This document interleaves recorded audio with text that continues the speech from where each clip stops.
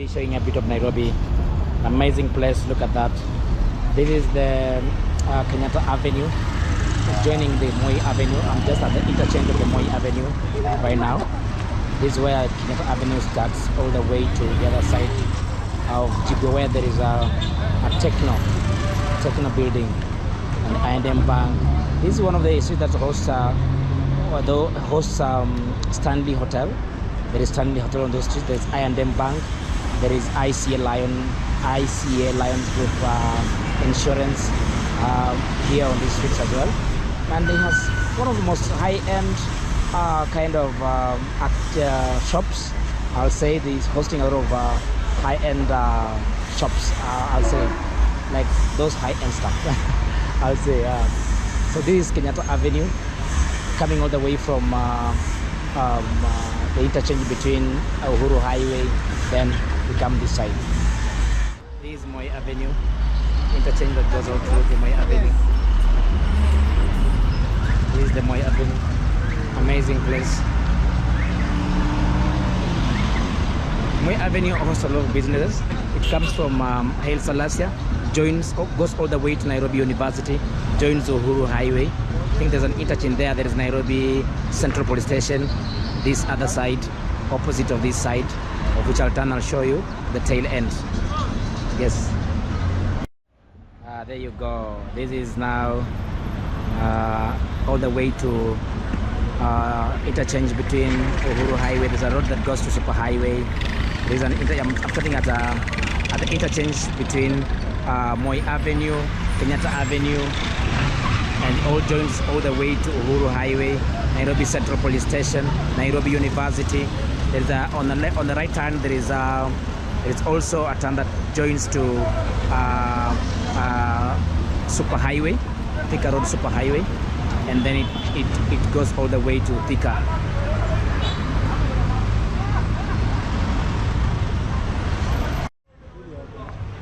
I'm on a highway right now. If you want to shop, there is a new place here to shop. Platinum has almost all the accessories. If you want the GoPros, if you want the mics, this is where guys shop most of the time. I'm taking it to where I can board matatu and head home. There is Superhighway. There is it. In between matatus, I'm avoiding people as much as I can. Look at this guy. There we go. Right. There is my Muru here. He works this mat. So let me show you. So there's also selling and business. You guys are selling goods here. Must come see me. Thank you. Must come see me. See you. There you go. There you go. Nice. This is Tomboya. This is Tomboya. Yeah. Yeah, this is Tomboya, right? Yeah, this is Tomboya.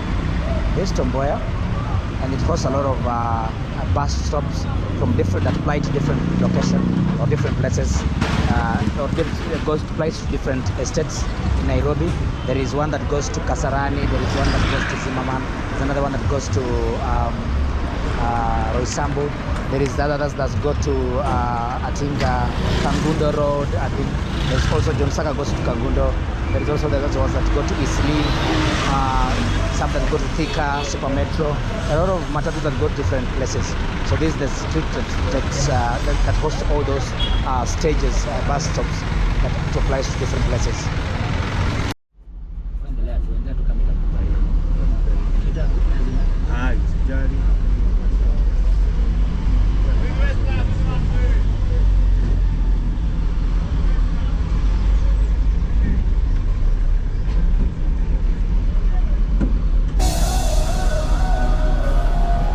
Nairobi CBD to Thika Superhighway.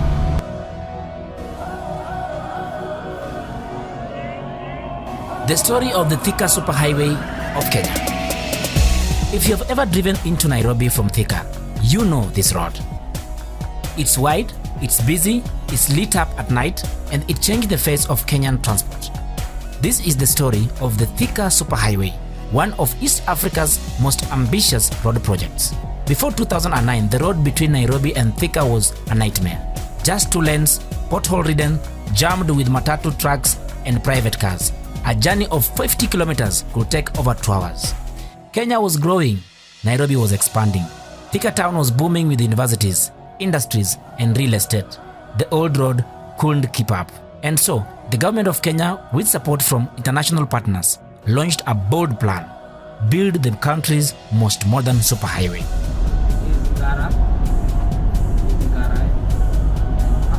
Construction started in January 2009. The project would cover about 50 kilometers stretching from Nairobi's Uhuru Highway to Thika town in Kiambu County. 8 lanes in some sections with service roads, flyovers, interchanges, and footbridges. Around 32 billion. That's about $360 million at the time. Funding came from the government of Kenya, the African Development Bank, and the Export-Import Bank of China. These Chinese companies shared the work: China Wunyi, Sino Hydro, and Shengli Engineering. By November 2012, after almost 4 years, the dream was complete. When it opened, Kenyans were amazed. Driving from Nairobi to Thika suddenly took just 30 to 40 minutes max. Street lights illuminated the entire stretch, something never seen before in Kenya. Smooth tarmac, modern flyovers, and wide lanes gave Nairobi Highway that looked world-class. It became a symbol of progress, proof that Kenya could build infrastructure on a global scale.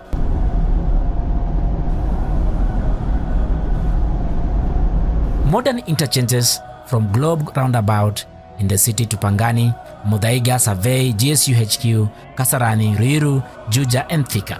Interchanges replaced old roundabouts, making traffic flow faster. Parallel lanes for local traffic, keeping the main highway moving. Dozens of footbridges to protect pedestrians crossing the busy highway. Continuous lighting, improved safety, and encouraged 24 hours business activity. Wide carriageways with up to 12 lanes in some areas are first in the region. For economic growth, real estate boomed in areas like Kasarani, Roysambu, Ruiru, and Juja. Shopping malls like TRM, Thika Road Mall, and Garden City sprang up. Education access, Kenyatta University, JKUAT, and other institutions became more accessible to students and staff.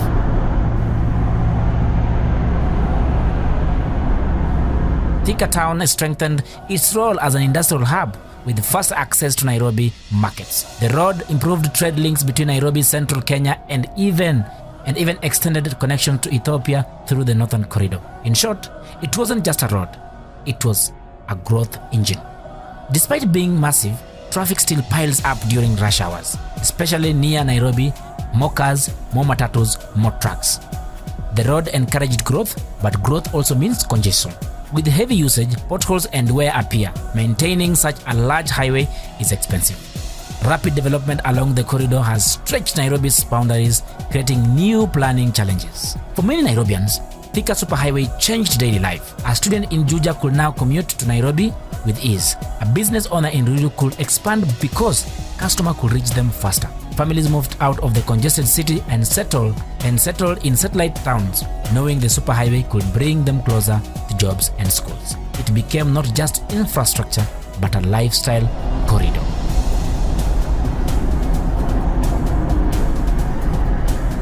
The project gained international attention. It was praised as one of Africa's most advanced highway. Journalists called it a game changer for Kenya.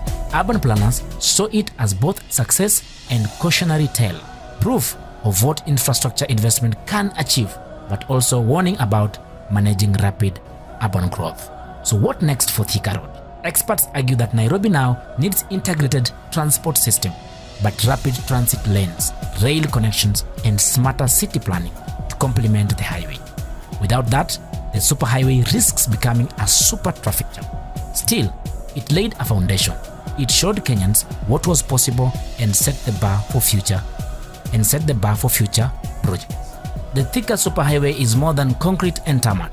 It's a story of ambition, partnership, and transformation. It spurred economic growth. It reshaped Nairobi's skyline and Kenya's transport history. But above all, it represents a journey. Kenya's journey towards modernization, development, and a future where infrastructure fuels opportunity. So next time you are on Thika Road, stuck in traffic and cruising at speed, remember this: you are not just on a highway. You are on a road that changed Kenya.